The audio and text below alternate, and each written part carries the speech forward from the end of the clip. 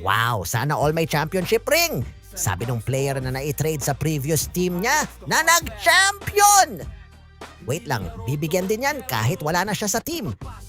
Ganito kasi yan eh. Halimbawa, may isang player trinade sa kalagitnaan ng season. Wala na siya sa team. Iba na jersey niya, iba na kakampi niya.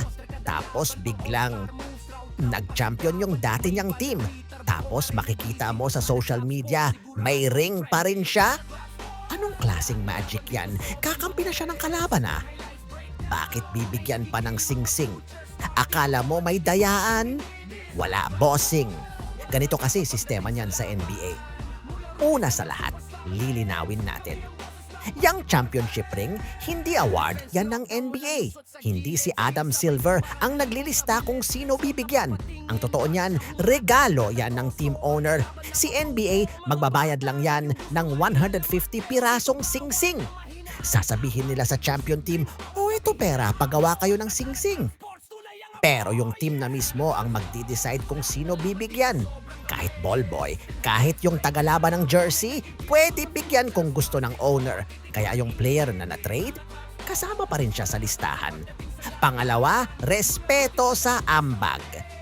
Isipin mo ikaw si Player X, nagtrabaho ka October hanggang February. Ikaw bumubuhat pag wala yung star player. 30 wins kayo dahil sa'yo. Tapos February, trinade ka. Tapos June, nag-champion sila. Sabihin ba ng team, wala ka ng ambag, kalimutan ka na. Ang pangit nun, di ba? Kaya binibigyan pa rin nila. Parang pasasalamat. Tol, part ka pa rin ng championship na to. Salamat sa pawis mo. At hindi to kwentong kanto lang. Nangyari na talaga to ng maraming beses.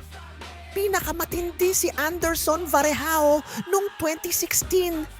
Nasa Cavs siya, trinade siya sa Warriors. So eto na nag-finals, Cavs versus Warriors. Siya nasa Warriors, nakalaban ng dati niyang team. Nanalo yung Cavs. Champion yung dati niyang team na kinalaban niya sa finals. Anong ginawa ng Cavs? Binigyan pa rin siya ng ring.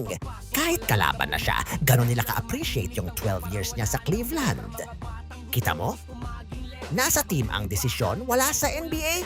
Kaya next time na may makita kang player na may ring, kahit na trade na, ganon sa NBA, marunong tumanaw ng utang na loob.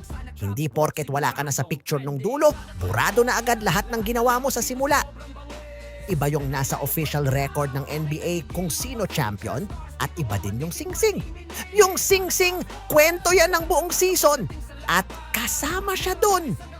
Ikaw kaya bossing, kunyari taga-abot ka ng tuwalya ng Cavs nun, tapos nalipat ka sa kabilang purok, tapos nag-champion team mo dati, at bibigyan ka ng sing-sing pari, tatanggihan mo ba? Parang si Varejao? Kung ako yon, kunin ko agad tas sangla ko sa Palawan Express o kaya kay Boss Toyo. Peace out! Sports tunay ang apoy! Yeah!